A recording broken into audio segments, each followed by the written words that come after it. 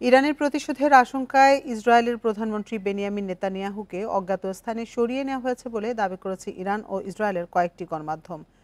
Bundle থাকলে প্রতি সেনমানিতে টাকা বাঁচবে। বিকাশ সেনমানি বান্ডেল কিনে জিতুন প্রতি লেনদেনে। ধারণা করা হচ্ছে এখন তিনি গ্রিসে অবস্থান করছেন। ইসরায়েলের কয়েকটি গণমাধ্যমে প্রকাশিত ছবিতে দেখা যায় নেতানিয়াহুর বিমানটি সুরক্ষা বলয়ের সাথে ইসরায়েল অধিকৃত অঞ্চল ছেড়ে যাচ্ছে। তবে টাইমস অব ইসরায়েলের তথ্য বলছে ইরানের হামলার পর মাটির নিচের বাংকারে অবস্থান করছেন নেতানিয়াহু। সেখানে অন্যান্য মন্ত্রীদের সঙ্গে ইরানের ক্ষেপণাস্ত্র হামলার জবাব নিয়ে আলোচনা করেন তিনি। শুক্রবার ইরানের পরমাণু ও সামরিক স্থাপনায় হামলা চালায় ইসরায়েল।